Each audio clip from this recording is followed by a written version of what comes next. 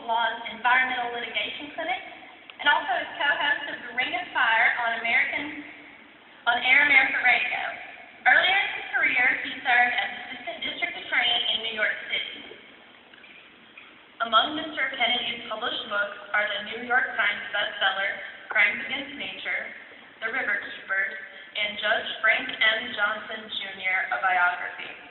His articles have appeared in the New York Times, the Washington Post, the Los Angeles Times, the Wall Street Journal, Newsweek, Rolling Stone, Atlantic Monthly, Esquire, The Nation, Outside Magazine, The Village Voice, and many other publications. His award-winning articles have been included in anthologies of America's best crime writing, best political writing, and best science writing. Mr. Kennedy is a licensed master falconer, and as often as possible, he pursues a lifelong enthusiasm for whitewater paddling. Please join me in welcoming our speaker, Robert F. Kennedy, Jr.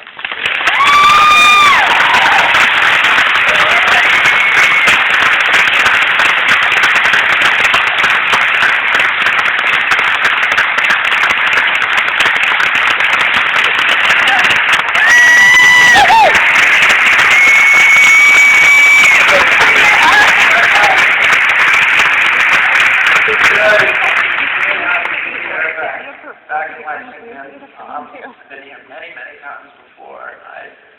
I always enjoy my visit to the States. I'm going to talk about some of the issues. I've been really privileged over the past several months to be able to be in the position of advising the Obama administration on many of its environmental policies. And I did a book on the Bush administration when I was in office called Crimes Against Nature, and it was I have to say I'm nonpartisan and bipartisan.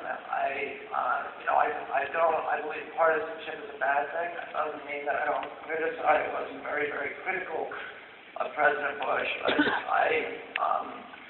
partisanship is when you criticize only one party. And I work for Republicans in every election cycle. I think the worst thing that can happen to the environment is it becomes the province of a single political party. I would have written the same book if the Democrats had been doing that kind of mischief.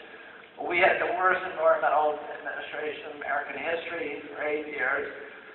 We have an administration now that sees the environment as the centerpiece of our national prosperity, of our national security, and I believe those things too, and I believe that, and I've always believed this since 25 years as an environmental advocate, that we don't protect the environment for the sake of the fishes and the birds.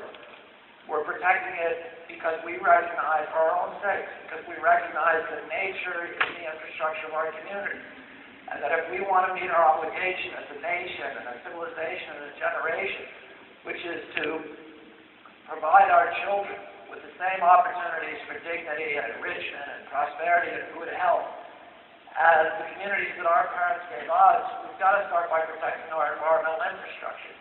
The air we breathe, the water we drink, the wildlife, the fisheries, the public lands, the shared resources of our community, what we call the public trust resources, those things that are not susceptible to private ownership but by their nature are shared by all of us.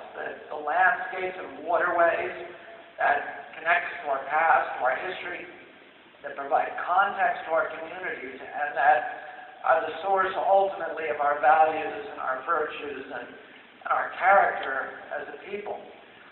The biggest crisis that we now face as a nation and a civilization is the crisis of global warming. The biggest challenge is how can we use energy, how can we extract energy resources and deploy that energy and get it to people's homes without doing things that are going to compromise the aspirations of our children to enjoy the richness that we've enjoyed as a generation. In November of last year,